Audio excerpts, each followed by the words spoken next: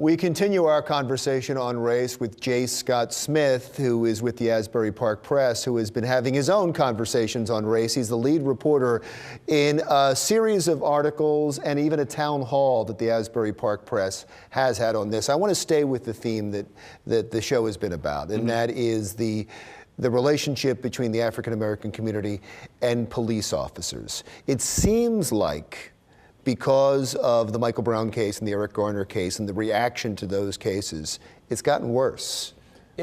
I think it's given a 21st century look at maybe a problem that's been around since the end of the 19th century in terms of relations between people of color and police officers. I mean, if you just go through the history of just maybe even in the last 20, 30 years, you just look at some of the most high profile cases of police brutality and leading to deaths that revolve around minorities. Of course, obviously, you have Eric Garner, Michael Brown, the two most recent instances. But even during the town hall we did, it was called A Conversation on Race. And it's actually on our site right now at app.com, so you can check out the video and see exactly what we were talking about on there. You go back even 20 years, or a little bit more than 20 years now, to Rodney King. Rodney King was maybe the most high-profile instance of it. You had 2 years later in Detroit, we had an incident with two police officers who ended up killing a man during a traffic stop there, and they ended up actually being sentenced to jail time. It was a man named Malice Green, and the two officers were Larry Nedvers and Walter Budson, Detroit police officers, and they ended up going to jail for that. You go back even further into the 60s, and you had issues of police brutality. Anybody who's seen the movie Selma, but things like I get it. I don't want to go too far back, because I want to stay with what's happening now. If we go too far back, of course there were obvious, horrible problems. But let's stay with now. And that was the point I'm making, is that all this is just adding to the list of names. And today, I think part of the problem is when you look at the police and the African American community, and even the Latino community as well, when you factor that in too, there doesn't seem to be an understanding of the two communities. And I've talked to members of police departments before where they've even said that part of it is there's not enough training and not enough focus given into kind of ingratiating yourself into these neighborhoods and into these areas instead of coming in and being seen as an occupying force. You want to be. But doesn't the training have to happen on both sides? It does. I mean, is there enough training in the African American community that the police officers have some authority? Is there enough training in the African American community that first of all, obey the law, and if you don't obey the law, these things could happen? If you have a run-in with police officers, that you have to show them respect? Because I'm saying this only because the two cases that started this conversation, Michael Brown and Eric Garner, two main things happened. You had people that broke the law and then didn't respect the police when they came up to make an arrest. That leads to bad things. So responsibility, isn't it on both sides? We do have some responsibility. I'll even go to the point that was made to me as a kid, and is made to a lot of young Black and Latino children, is that when you're pulled over by a police officer, you basically have to just keep your mouth shut, do what they say. The one thing my dad always tells me, having been a cop, he told me this all the time. They come to the car, just do what they ask you to do. Don't make a big stink, don't make a lot of noise, just simply do what you got to do and get out of there alive. That's the main thing, because even if a police officer, in these days there is going to be a lot of tension. We just had an incident in South Jersey recently where you have the police officers with that too. I'm so glad you brought that up. Because let me stay with that for a second. I didn't mean to interrupt you. I want to stay with that case for a second.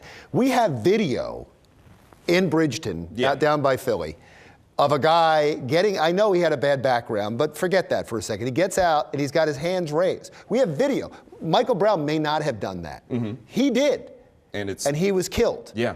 It's not going to raise to the national level of all the other cases, because I contend it was a Black police officer. And that is, and bringing that point up too, is that Black police officers and the Black community, that's another dynamic that doesn't really get brought up, because Black police officers deal with a lot of the same issues that normal Black citizens deal with, except in this case, they have to kind of toe that line. And when you see the video in Bridgeton, where you have the Black police officer, and apparently it's made some headlines, but yeah, it's not going to be to that level, because it's seen as, and it's kind of, it's not white-black. It's not white.